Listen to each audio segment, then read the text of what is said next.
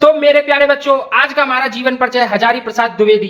ये सबसे most important, सबसे ज्यादा आपकी डिमांड थी कि सर हजारी प्रसाद द्विवेदी जी का जीवन परिचय हमारे बोर्ड एग्जाम में भी बहुत आता है, हमको याद भी नहीं होता है। आप कृपया करके कोई तो ऐसी ट्रिक बताइए, कोई तो ऐसा मेथड बताइए, कोई तो कुछ ना कुछ तो बताइए जिससे हम इसे याद कर ले। तो भाई आप दिल थाम कर बैठ जाइए, आपको मुंह फाड़ने से कुछ नहीं होगा, आंख फाड़ने से होगा। आंख फाड़कर इस वीडियो को पूरा देख लीजिए, आपको जीवन परिचय पूरा उंगलियों पे याद करा दूंगा। उंगलियों पर ऐसे पढ़ोगे राम राम राम राम राम राम राम। बस वीडियो को क्या करना है, पूरा वॉच करना है। आपको एक ऐसी ट्रिक, ऐसा मेथड जिससे आप कोई भी जीवन परिचय याद कर लोगे। हजारी प्रसाद से ही नहीं, सूर्यकांत त्रिपाठी, निराला राम, दारी सिंह दिनकर, किसी का भी जीवन परिचय हो, आप सबको बिल्कुल ही ऐसे याद कर दोगे जैसे एक सॉन्ग होता है। बिल्कुल आप सॉन्ग की तरह याद कर दोगे।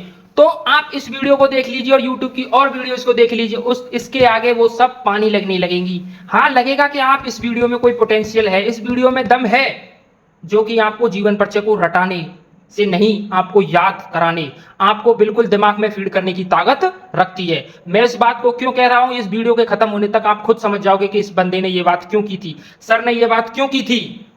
तो चलिए जीवन परिचय को स्टार्ट करते हैं। तो जीवन परिचय में सबसे मेन होता है ये कॉलम। ये कोई बॉक्स नहीं है, ये एक आपकी पहचान है, ये एग्जामिनर के अंदर आपकी छवि है कि इस बच्चे को जीवन परिचय ये जो इसने लिख दिया है, ये कहीं से टीप लिया है या कहीं से इसने कोई भी स्टोरी उठाकर कहीं पे पेल दी है। नहीं, ये बताता है कि आपको ये याद है कि नहीं याद।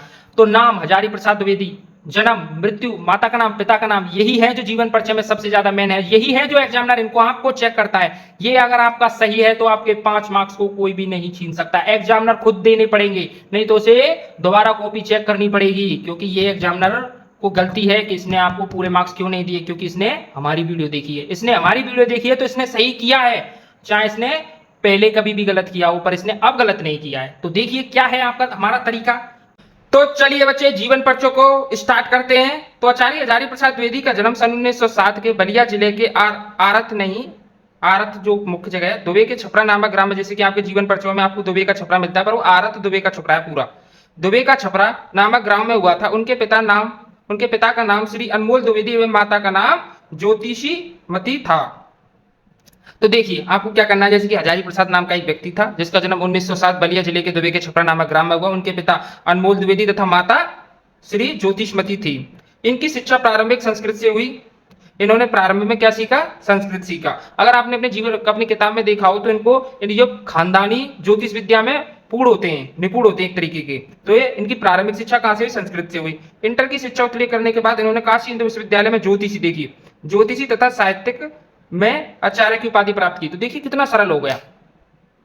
1907 हजारी प्रसाद द्विवेदी का बलिया के दुबे के छपरा नामक ग्राम में जन्म हुआ। पिता का नाम अनमोल द्विवेदी, माता का नाम ज्योतिषमती। प्रारंभिक शिक्षा संस्कृत में, या फिर यूं कह सकते हैं ज्योतिष विद्या में इनको प्रारंभिक रुचि थी तथा इनके पिता भी बहुत प्रखंड ज्योतिषी के विद्वान थे।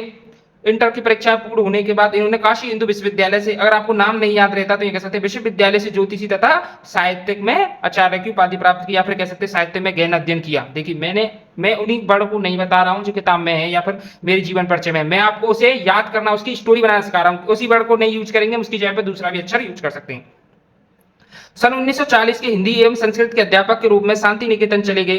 सन 1940 ऐसे कह सकते हैं। उसके बाद उन्होंने हिंदी और संस्कृत के अध्यापक, क्योंकि हिंदी और संस्कृत तो आती है, संस्कृत है हिंदी, के अध्यापक के रूप में शांति निकेतन में चले गए। वहां पर उन्होंने कई वर्षों तक कार्य किया।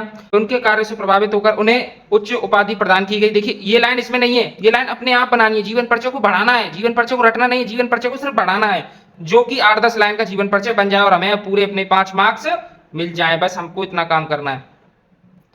यही इन्होंने विश्व कवि रविंद्रनाथ टैगोर से इनकी मुलाकात हुई और साहित्य सर्जन की ओर मुख हो गए। मतलब रविंद्रनाथ टैगोर से मिले और तथा साहित्यिक सर्जन की तरफ इनका मुख हो गया। मतलब इनके जो दिशा थी अब साहित्यिक सर्जन की तरफ हो गई। सन 1956 में काशी हिंदू विश्वविद्यालय से हिंदी विभाग के अध्यक्ष नियुक्त हुए। उसी विश्वविद्यालय से, जिस विश्वविद्यालय से उन्होंने इंटरमीडिएट की परीक्षा प्राप्त की थी, उसी में ये हिंदी विभाग के अध्यक्ष हो गए। कुछ समय तक पंजाब विश्वविद्यालय में हिंदी विभाग अध्यक्ष के रूप में भी कार्य किया। काशी हिंदू विश्वविद्यालय, पंजाब हिंदू विश्वविद्यालय में हिंदी विभाग के अध्यक्ष के रूप में कार्य किया। सन 1949 में लखनऊ विश्वविद्यालय में इन्होंने DLT तथा सन 1957 में भारत सरकार ने पद्म भूषण की उपाधि से भसीभूत किया तथा 28 मई 1997 को उनका देववसन हो गया। तो मैंने आपको क्या बताया था, आपको ये डायरेक्टली लिखना है, महान रचनाकार, महान ज्योतिषी तथा महान साहित्यकार का 18 मई 1997 को इस देश से परलोक की ओर पधार गए।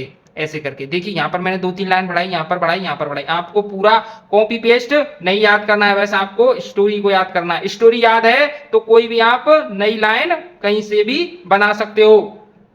इनकी 2-3 रचनाएं लिख दीजिए। आप बताइए, अब आपको जीवन परिचय पूरी तरीके से स्टोरी की तरह याद हो चुका है। मैं समझ रहा हूं कि आपने इससे बेहतर और इस तरीके से कभी भी जीवन परिचय याद नहीं किया होगा। मैंने आपको सभी जीवन परिचय को एक तरीके से स्टोरी की तरह याद कराया है, तो आपको ये जीवन परिचय कभी भी नहीं भूलोगे। आप बोर्ड एग्जाम से पहले 2 बार भी प्रत्येक जीवन परिचय की वीडियो देख लेते हो, तो आपको जीवन परिचय को याद करने में कोई समस्या नहीं होने वाली है। तो मिलते हैं नई वीडियो में।